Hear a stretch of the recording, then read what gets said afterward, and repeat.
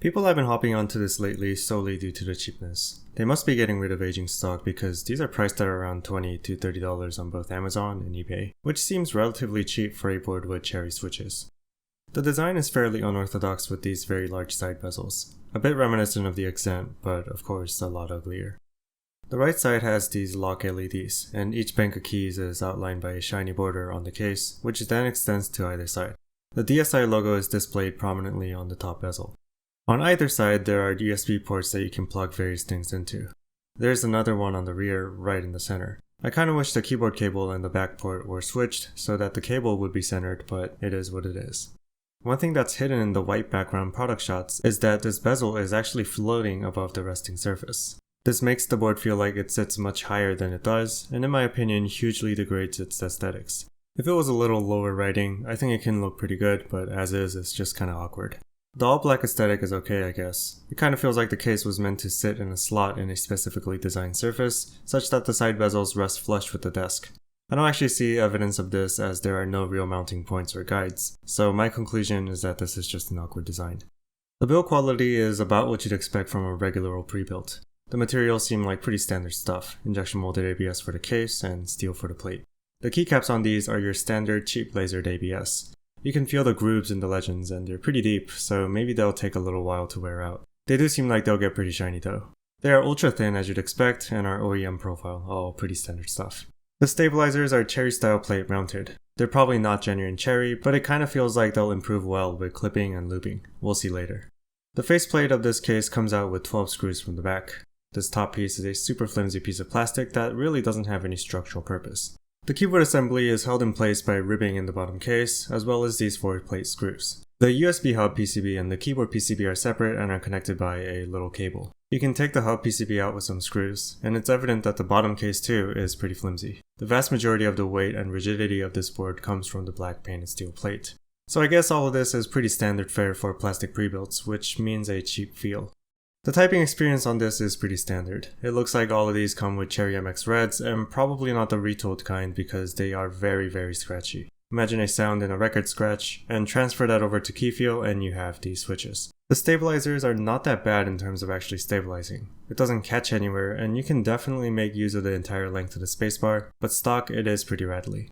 I do have some notes about the usability of the layout. This is a mostly standard 75%, but with an extra column to the left. Within the 75% portion, the non-standard parts are as follows. The function row is detached from the main unit, and it has one additional key than usual, which pushes escape further to the left. The bottom row is very weird. It's got a 1.5 unit control followed by 2 1.25 unit windows and alt keys, and a super weird 5.75U spacebar. And then a 1.25, 1, and 1.25 until you reach the arrows. I bought this kind of as a joke without looking much into it, and I thought I was going to show it off with nice GMK sets on it, but as far as I know, GMK sets don't come with 5.75U spacebars, so I guess you're stuck with what you got here. If you did want to use GMK on it, the OEM spacebar blends in pretty okay with cherry bottom row, so it's tolerable. In addition to the top and bottom rows, the left column is an unusual addition to the 75% layout. They are mostly media controls and I found them to be distracting. First issue is when looking for the home row. Apparently I don't just use the homing bumps, but also the relative position from the left of the board. I found my left hand ending up 1 unit to the left because of this fairly often.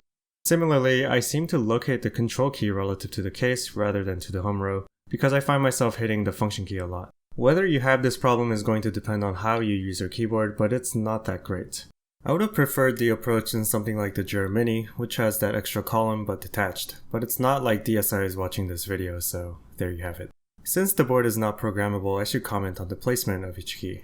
The dense format function row and 75% boards allow for a couple extra keys. They chose print, scroll lock, pause, and numlock. Kinda seems like a waste of space to me. And in the navigation column, they have insert, delete, page up and down, which seems reasonable enough. I don't really use page up and down, so I would have preferred home and end, but I know plenty are fine with this layout. This board has a couple extra features. The first is that USB hub functionality. This works if you use the included AC adapter so it becomes a powered hub. Seems kinda awkward, but okay. The next is the NumPad layer. You just hold down function on the bottom left corner and use the keys with the sublegends. This is kinda similar to how the Model M SSK does it. I can't say for certain since I'm not much of a NumPad user, but I imagine this is not super intuitive.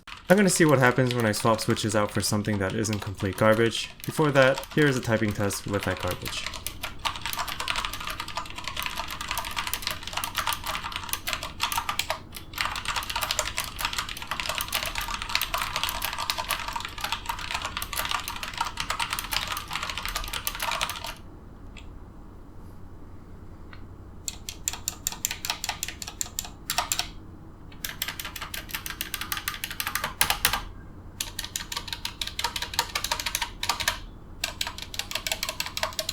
The keyboard takes 90 switches and plate mount stabilizers. I'm going to be clipping and lubing the factory stabilizers, as well as installing KO Pro Burgundies very lightly lubed with Trubisys 3203. Some things I noticed while doing the mods. Desoldering was easier than some other boards. The solder is lead free, so the melt temperature is still high, but the PCB is strictly single-sided, so there's less room for the solder to flow into. I also got the impression that the pads on the PCB are somewhat fragile, but I don't really have a way to verify this. Including the time to desolder with a desoldering station, tuning stabilizers, and looping switches, the mod took about an hour and a half for me. The Pro Burgundies I'm using cost about $30 with shipping, and you would also need a soldering iron, some solder, a desoldering tool, as well as lube if you want.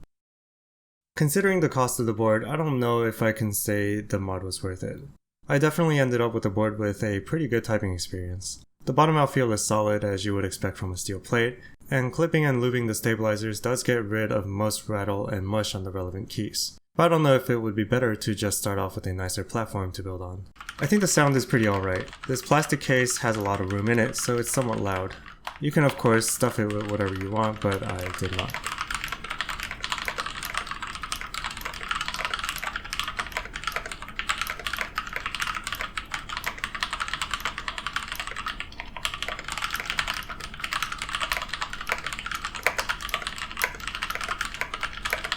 I found out a click came back to the right side of the spacebar stabilizer. I think there's a way to improve on this, but I'm not going to bother.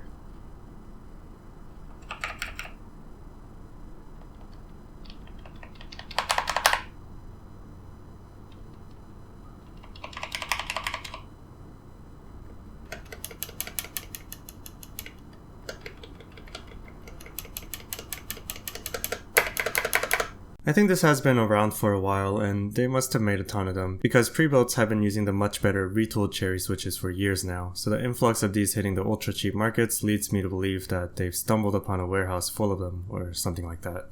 In a vacuum, maybe I can recommend this keyboard. It's super cheap, and the usability concerns can definitely be overcome with time. The switches are scratchy, but they're still mechanical, I guess. When compared against other ultra cheap keyboards like the Magic Force 68 or the Red Dragon, the only quote-unquote edge this has is that it uses genuine Cherry MX switches. Now we all know that's just marketing BS at this point. Many MX clones have been as good or better than Cherry for years now, so this isn't a real sell. So I could only really recommend this if you love the way it looks. I think it's kinda ugly, but maybe it has a place in certain setups. Even then, you'd probably want to replace all the switches, which is a giant pain as always. I guess the other small reason is just for the novelty of a very cheap keyboard that isn't what you see every day. That's why I bought it, but it wears off pretty quickly.